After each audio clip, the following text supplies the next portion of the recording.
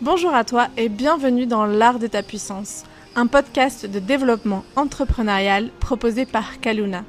Kaluna, c'est la communauté d'empuissancement pour entrepreneurs de cœur que je développe. Mon prénom est Cécilia, je serai ton hôtesse pour aujourd'hui. En tant que grande idéaliste, l'entrepreneuriat me permet de contribuer à l'éclosion de ce nouveau monde. Comment, en accompagnant les entrepreneurs du bien-être et de la spiritualité, à poser des fondations saines pour leur rentabilité, impact et plaisir. Car je l'ai vite compris, si je voulais faire de mon bien-être, mes rêves et mes besoins ma priorité, je devais faire et être différemment. Car il n'y a que les fous qui attendent des résultats différents avec les mêmes actions. Alors je t'emmène dans mon monde en te partageant conseils et inspirations pour impulser ton entreprise dans un espace de souveraineté, de liberté et de kiff. Installe-toi confortablement, l'épisode du jour va commencer.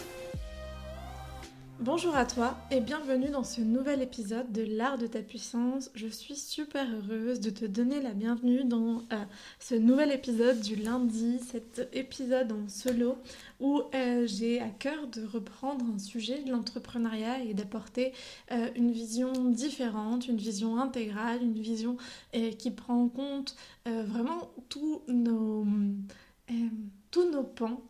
En tant qu'entrepreneur, on n'est pas juste des machines à action, à faire pour se rapporter de la visibilité, vendre et du coup avoir une meilleure rentabilité financière. Le succès ne passe pas que par les chiffres et c'est vraiment ce que j'ai à cœur de diffuser aujourd'hui à l'intérieur de ces bulles de podcast. Bien sûr qu'en tant qu'entrepreneur visionnaire, on aime aussi faire la paix avec l'argent, faire la paix avec la vente, se mettre au service de l'humanité en étant dans notre expansion et à notre juste place. Et en même temps, j'ai la profonde croyance que je véhicule à l'intérieur de ces capsules de podcast que tout cela ne peut se faire que si on change totalement le discours, les récits dans l'entrepreneuriat. Et le récit que j'ai très envie de changer aujourd'hui, c'est le récit autour de la procrastination. Finalement, dans le coaching business traditionnel ou normal, enfin au-delà de traditionnel, mais surtout commun et courant aujourd'hui sur le marché, il y a beaucoup ce discours de finalement la procrastination est ton ennemi, c'est à éradiquer. Si tu procrastines, c'est parce que tu es fainéante. Si tu procrastines, c'est parce que tu sais pas bien y faire. Alors qu'en fait, pour moi, la procrastination est un événement qui a une charge traumatique et qui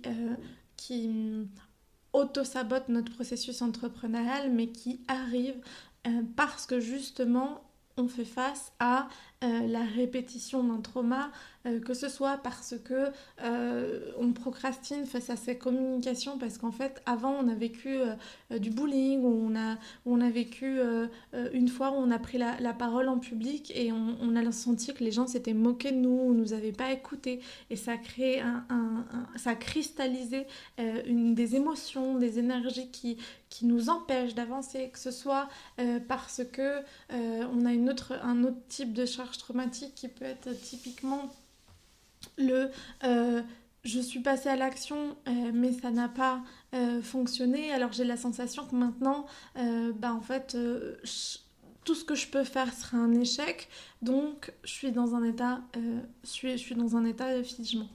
Et pourquoi est-ce que j'ai envie de partager cette vision différente de la procrastination aujourd'hui? C'est parce que j'ai envie de sortir des discours performatifs qu'on peut entendre aujourd'hui. Aujourd'hui, ça va être c'est tout à la volonté. C'est aujourd'hui, tu ne veux plus procrastiner, il faut que tu fasses. C'est que de la volonté. Et moi, je pense profondément que la procrastination est une de nos alliés et qu'elle nous envoie des messages, et que tant qu'on ne va pas voir dans la profondeur ces messages, on ne pourra pas transformer notre réalité. Et finalement, moi j'ai envie d'apporter une vision où la procrastination a une autre explication. Et je trouve cette explication personnellement en faisant le lien avec la théorie polyvagale. Tu retrouveras dans la description de cet épisode un article que je trouve très bien fait qui te parle de la théorie polyvagale.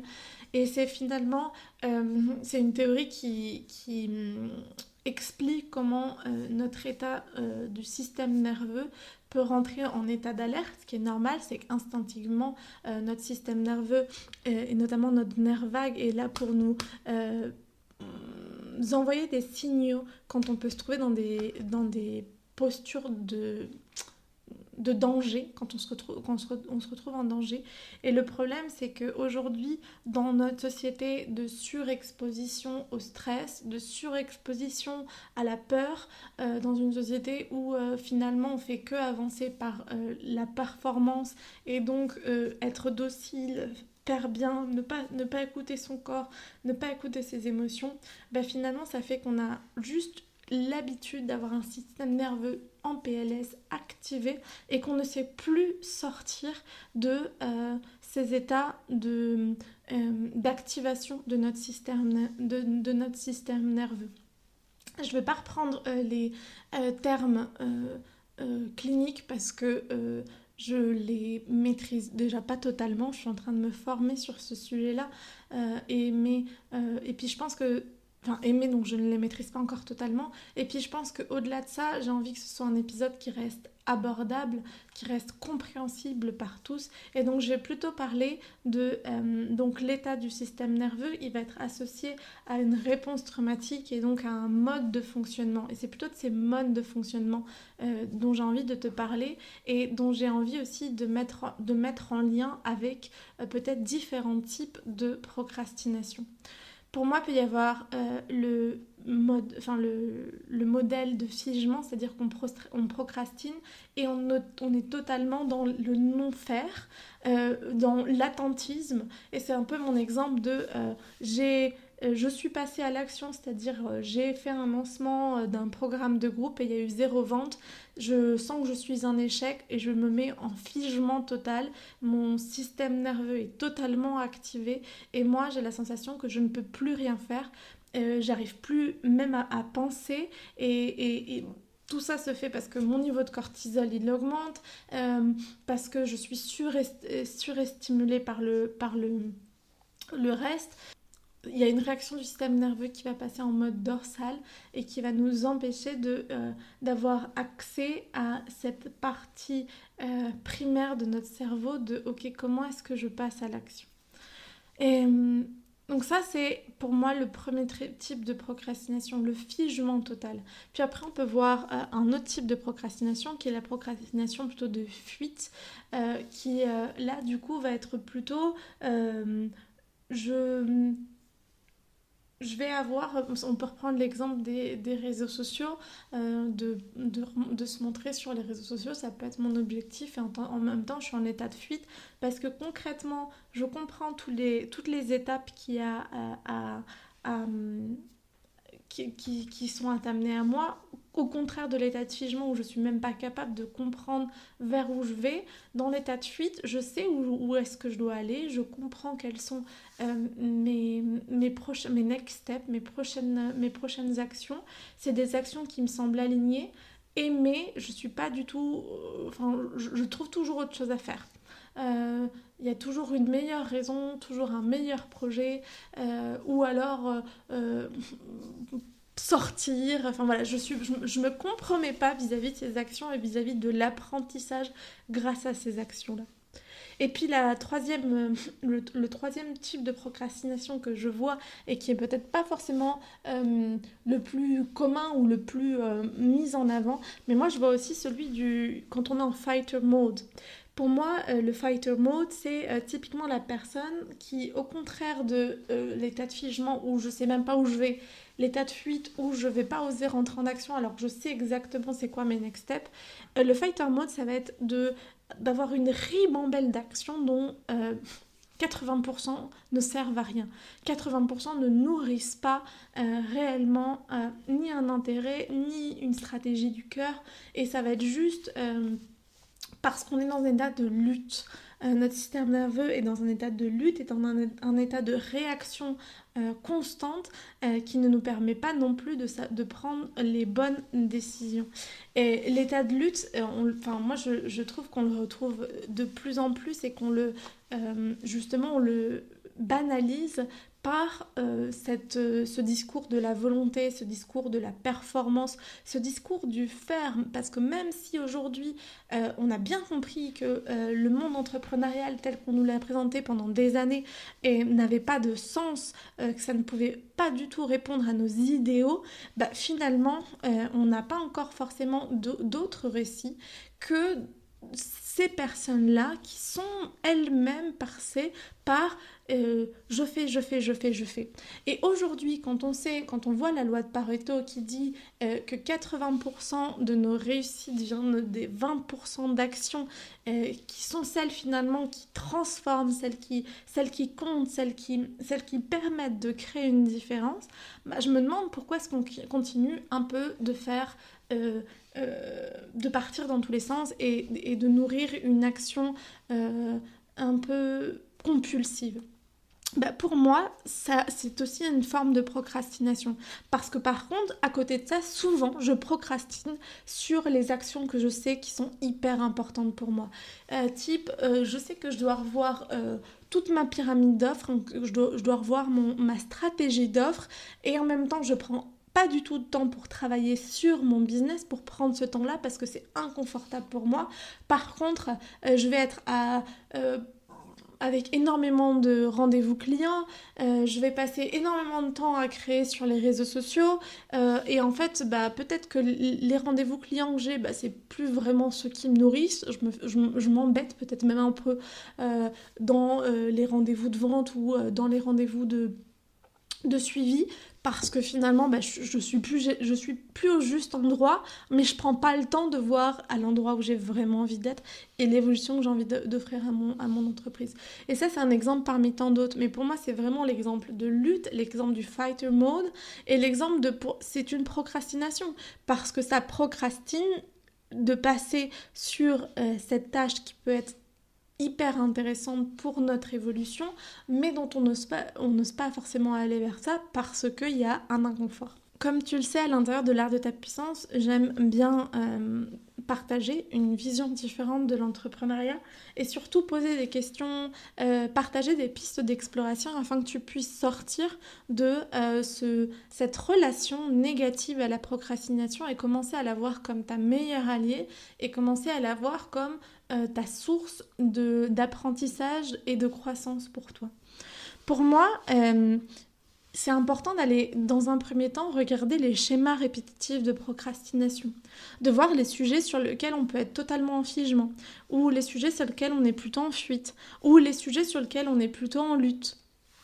Et de regarder les schémas répétitifs, comment est-ce que ça se manifeste, comment est-ce que généralement je transforme ça, et d'aller regarder comment est-ce que moi-même, depuis toujours, j'ai mis en place des stratégies, alors que ça peut être parfois des stratégies d'évitement, parfois ça peut être aussi des stratégies de résolution, et d'aller comprendre finalement comment est-ce que je deal, moi, toute seule, avec la procrastination, et aussi qu'est-ce qui déclenche ma procrastination, et d'aller observer profondément les croyances qui peuvent être associées, les expériences qui peuvent être associées, les émotions qui peuvent être associées, et aller vraiment dans cet état d'observation. Ensuite, la deuxième chose qui, pour moi, va nourrir la première, c'est d'apprendre à prendre du repos et du recul. Si je suis dans un état où je procrastine énormément, ça veut certainement dire que mon système nerveux est en PLS, que mon système nerveux est activé. Et en même temps, avec un système nerveux activé, ça va être difficile de pouvoir prendre de la perspective et prendre les bonnes décisions et sortir de ce schéma répétitif, de cet auto-sabotage que peut être la procrastination. Donc quand je prends du recul, je peux observer mes schémas répétitifs et je peux comprendre ce qui me déclenche. Et du coup, ça c'est la troisième étape, c'est vraiment comprendre qu'est-ce qui m'active, aller à la source. Et ça va avec le 4e conseil, on n'est pas du tout obligé de le faire seul. Au contraire, je pense qu'il est hyper important de se faire accompagner aujourd'hui pour être capable de relâcher la charge traumatique qui va être associée à cet événement, ce souvenir, ce schéma répétitif, à cette difficulté dans notre vie personnelle ou professionnelle et de pouvoir nous permettre de sortir de cet état de lutte, de figement ou de fuite, ou les trois souvent à la fois sur différents sujets. Aujourd'hui, j'ai vraiment envie d'enregistrer un épisode court. J'en suis à la fin de cet épisode-là. Pour moi, j'ai pas beaucoup plus à dire que ça sur le sujet. J'ai plutôt envie que vous en empariez, que vous commenciez à faire la liste de ces actions que vous procrastinez et de comprendre quelle est la source de ça. Pourquoi est-ce que j'ai envie de ça ? Parce que je pense qu'aujourd'hui, on a vraiment le monde entrepreneurial tel qu'il est, a besoin qu'on crée un nouveau récit autour de ce qui se passe vraiment pour nous. Et comment créer un nouveau récit ? Bien sûr, chacune dans notre posture, on a quelque chose, on a un rôle à jouer. Aujourd'hui, moi, j'ai ce rôle de partage, d'inspiration, d'information, d'amener une autre perspective sur ce sujet-là. Mais toi aussi, tu peux avoir un rôle en toi-même prenant conscience, transformant ta relation à la procrastination et ta relation à l'action, au passage à l'action, et ta relation peut-être aussi à l'argent, à la thématique de réussite à l'intérieur de ton entreprise. Et puis aussi, en en parlant autour de toi, en diffusant ce message-là auprès de tes amis entrepreneurs. Et si tu ne sais pas forcément toi-même le réexpliquer, tu peux simplement envoyer cet épisode de podcast, tu peux le partager sur les réseaux sociaux.